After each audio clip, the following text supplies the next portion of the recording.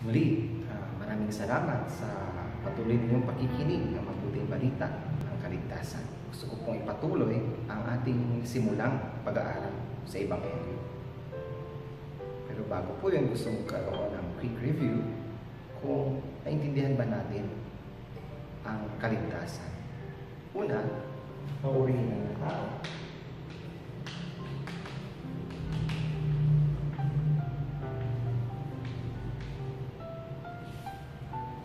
Simula, ang Diyos na tagapaglikha, Creator, Spirit,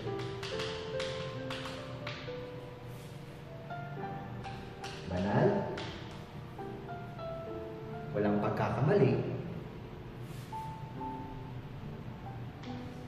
Diyos na mabuti, Diyos na pag-ibig, at ang Diyos ng hukom o paghahati. Sa lahat ng kanyang likha, ang tao ang pinaka-special sa lahat. Nilikha niya ang tao ayon sa kanyang larawan. Genesis 1:27, image of God. Ayon sa Genesis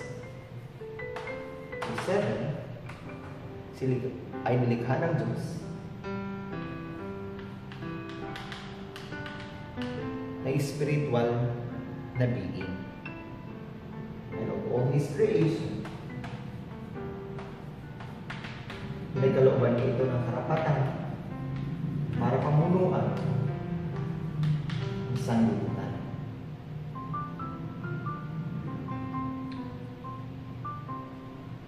Ayon sa Psalms, verse 8, 4-8, sa lahat ng nilikha ng Diyos, ang tao ay binigyan ng Diyos ng karapatan para pamunuan ang sanlibutan. Ito ay isang pagpapala.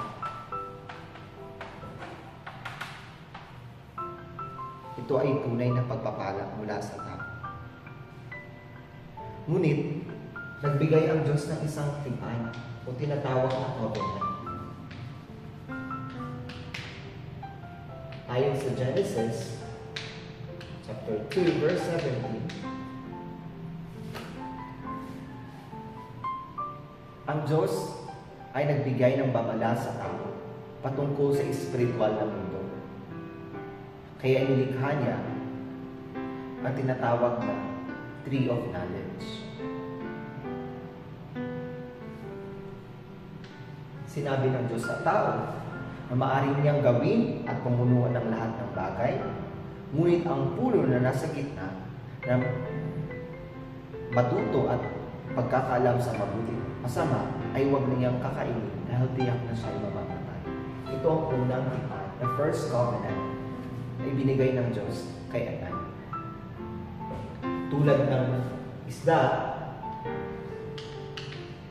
kailangan ng isda mabuhay sa tubig.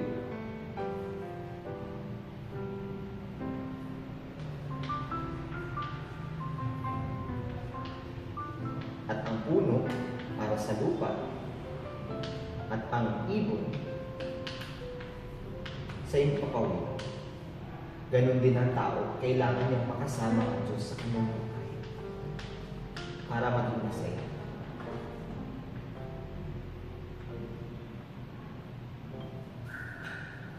Ngunit, saan nga ba nagsimula ang problema? At bakit nga ba may problema? Ito ang ating pag-aaralan ngayon. Ang pagsimula ng problema o tinatawag na fundamental problem.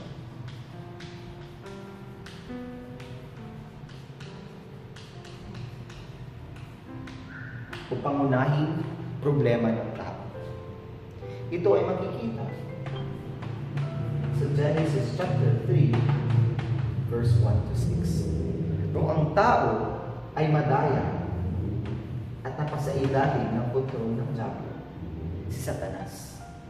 Ginamit niya ang ahas na siyang pinakatuso sa lahat ng mga hayop, pumasok sa ito At dinaya nga ang tao.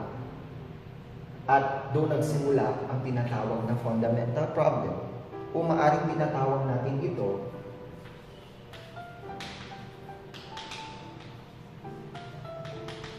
na original na kasalanan or original sin.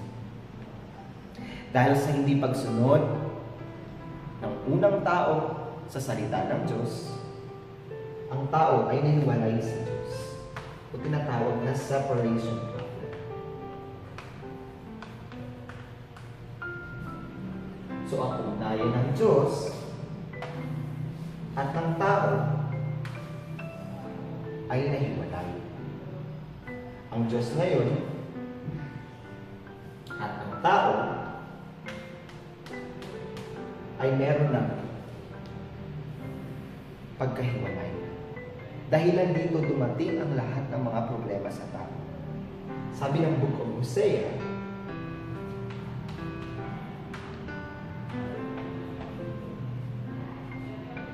chapter 6 verse 7, ang tipang ito ay nasira, na broken covenant.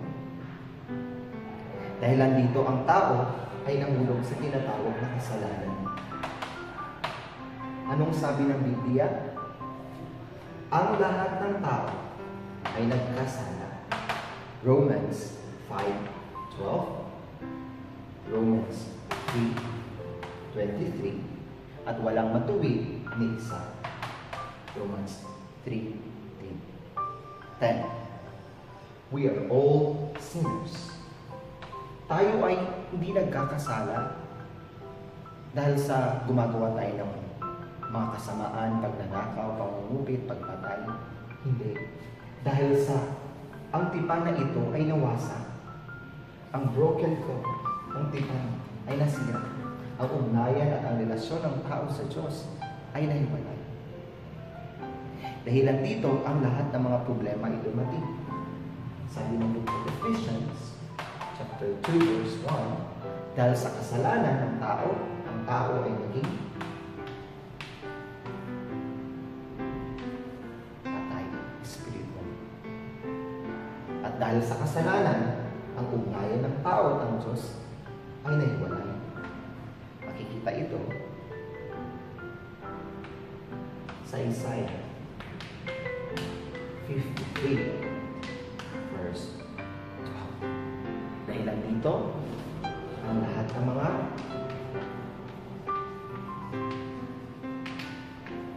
pagdurusa ay dumating sa tao. Sa susunod na video, gusto ko pong ibahagi ang mga problema ito. Maraming salamat.